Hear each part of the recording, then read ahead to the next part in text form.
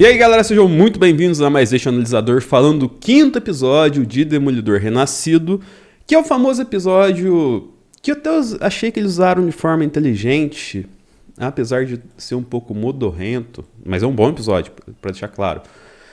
Que é o famoso episódio ponte, né?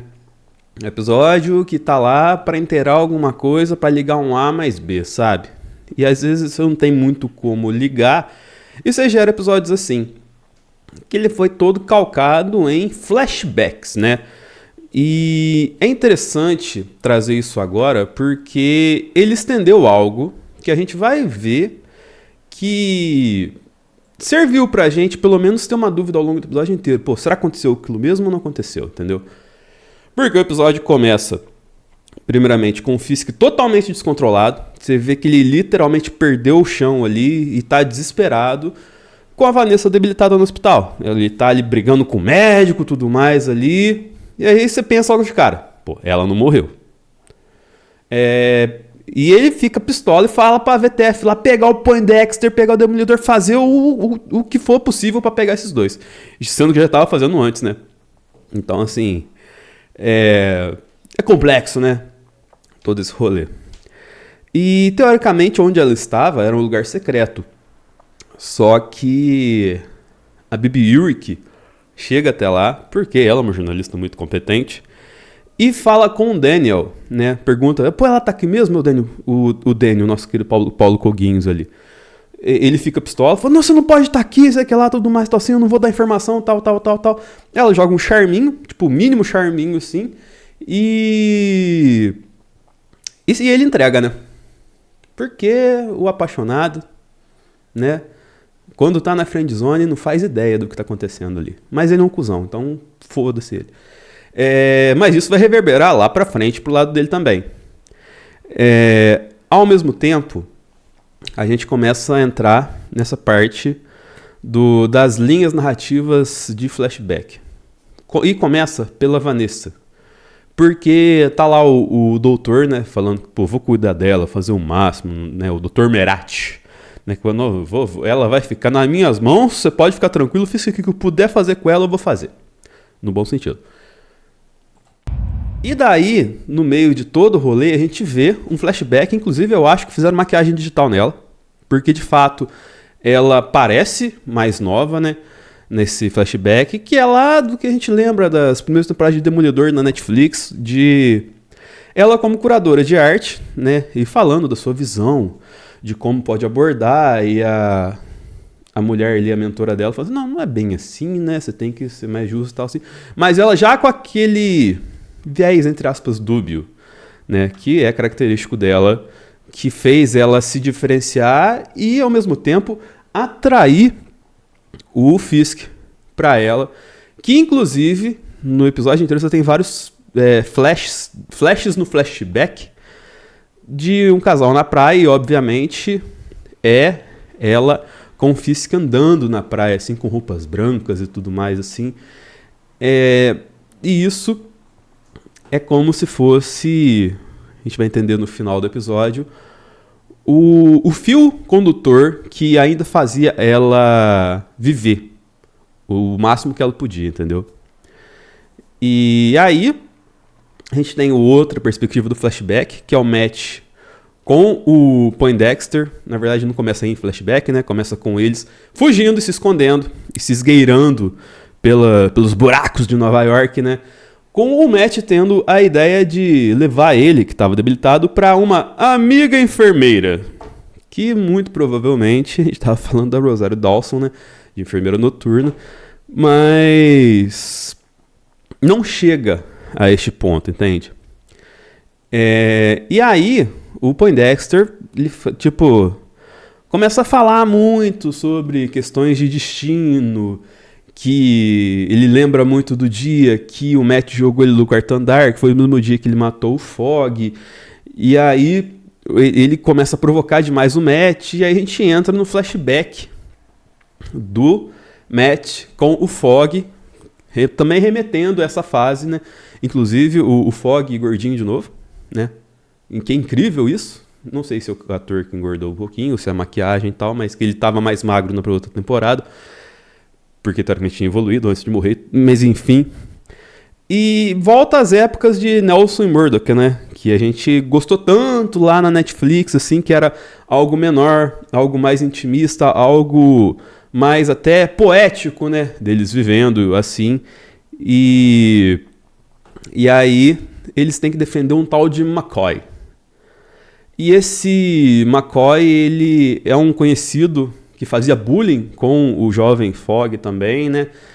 E eles têm que defender ele de um caso que parece impossível se achar uma causa ali para ajudar a salvar o lado deles ali.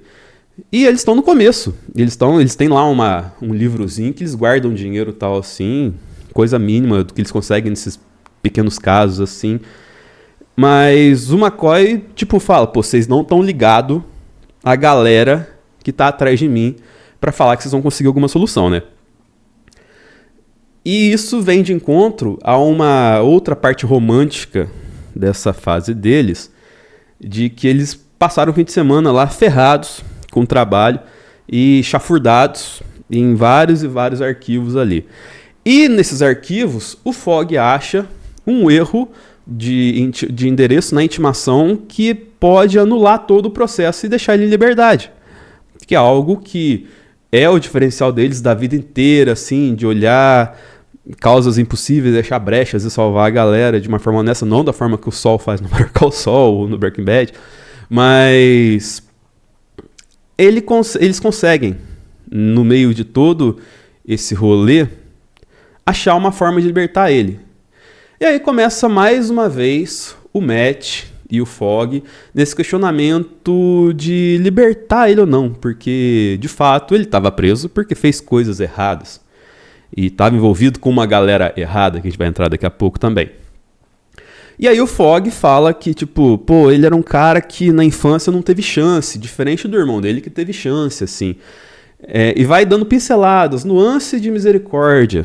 E sobre misericórdia é muito a narrativa do episódio todo, assim, né? De perdoar, de dar segunda chances, de seguir em frente e tudo mais. E aí a gente, nesse momento, para o flashback nesses pontos, entendeu? Porque a gente tem ali de um lado a Vanessa crescendo como curadora de arte, o Matt e o Fogg nesse dilema da misericórdia em detrimento, né, detrimento, falei que nem um paulista, meu. Tô morando em São Paulo já há quase 6 meses, mas sobre questões de perdão e tal assim. E aí a gente chega num cara que vai ter até um pouco menor aqui, que eu vou até diminuir um pouco o zoom, porque senão ele não vai aparecer. É a imagem que eu tenho agora, galera, porque se eu der zoom bastante aqui, ó, ele vai ficar escondido atrás de mim, por mais que eu dê zoom, ó, gigantesco. Mas é o Wesley, entendeu? Também tá 4K Full HD, né? Que é a imagem do episódio. Mas é o Wesley, aquele Wesley lá do começo, que tem um desfecho bem macabro nas mãos da Karen Page, né? Que era o principal comparsa aqui do nosso Fisk lá na fase da Netflix. E eles estão ali falando de negócios, assim, que o Fisk tem que diversificar negócios.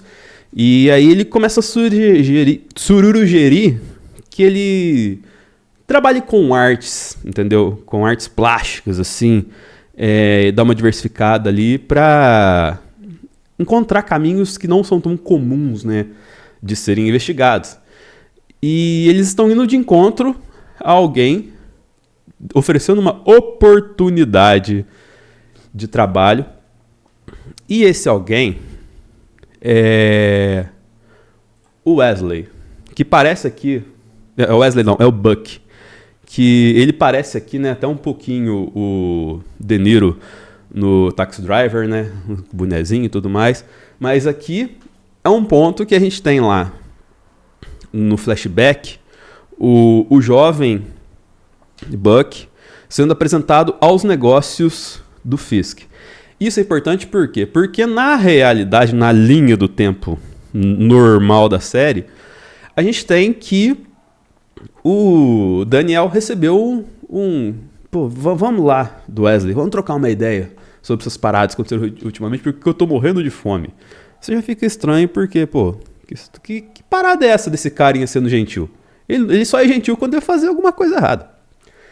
E aí, no carro, ele fala, pô, parça, você tem que tomar cuidado, hein? Porque você jurou lealdade pro Fisk, e o Fisk só cobra isso de você. E aí a galera fica tudo sabendo onde que a Vanessa tá. Aí fala, mano, mas não fui eu que vazei tudo, mas fica todo nervosinho. Traço clássico de alguém que tá perdendo o chão e que sente perigo das coisas que tá fazendo ali e que tá sentindo que pode perder tudo. E o Buck sabe disso. O Buck sabe que esse mundinho que ele conseguiu trabalhando com eles é o máximo que o Daniel vai conseguir na carreira e tudo mais. E ele usa essa tortura psicológica para levar ele em outro lugar. Fala assim, ó, eu tenho que pegar umas paradas aqui, então você me para ali. E nesse tempo, ou ele fica maluco no carro esperando o Buck voltar. Quando ele volta com uma pá e uma espécie de serrinha, entende? E aí, tipo, vamos para outro canto. Aí eles vão para um lugar afastado e tudo mais. E ao mesmo tempo, a gente volta nesse ponto do pedido do Wesley para o Buck, que vocês estão vendo na tela, que é o quê? Dar um fim no McCoy que o Matt com o Fogg estavam envenenando lá atrás, entendeu? E que aí entra o paralelo.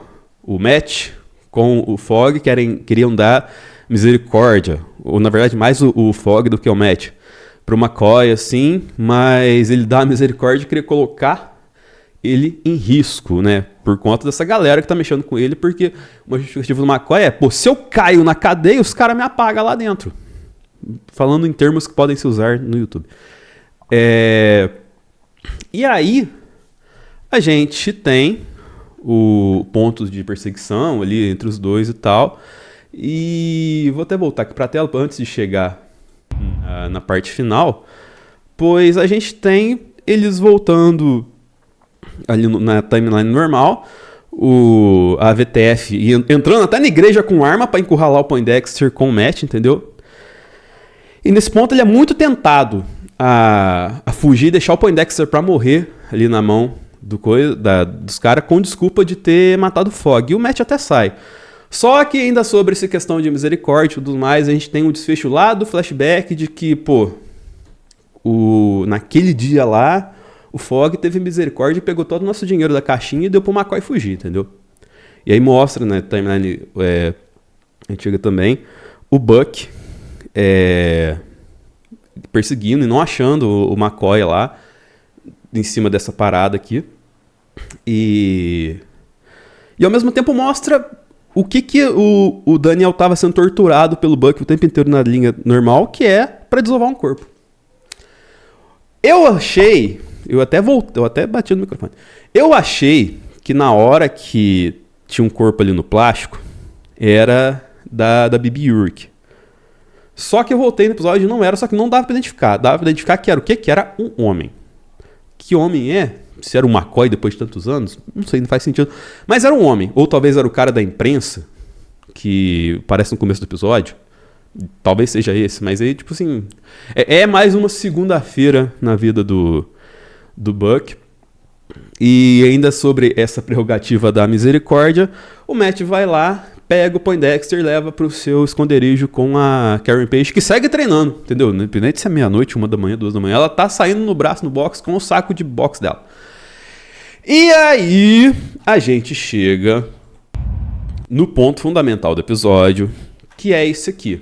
Porque a Vanessa acorda, fica consciente, mas você vê que ela tá totalmente a bublê das ideias ali. Tá meio vulnerável do rolê e tal, meio grog, tendo uns flashbacks e ao mesmo tempo com perda de memória e tudo mais. E aí ela pede para ele contar sobre quando se conheceram, que foi nessa questão de não sei o que é curadoria de arte ali.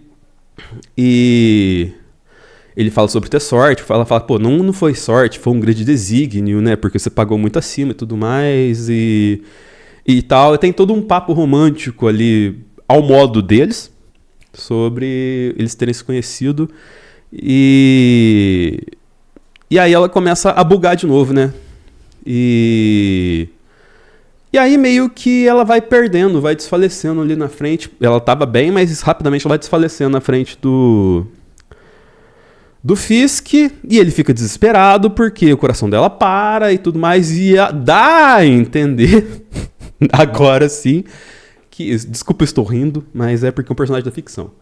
Que ela, deveras, se foi nesse momento que a gente tá vendo na tela aí. Que mentalmente o cérebro foi embora e ela deixou o Fisk sozinho. E isso pode gerar ainda mais consequências, porque só, entre aspas, dela estar mal já fez o Fisk meter a VTF em todo canto de Nova York. E aí gera consequências porque a gente vai ter nos próximos episódios. Para encerrar essa temporada, que teve... como eu falei do episódio anterior, deu uma guinada, deu uma evoluída.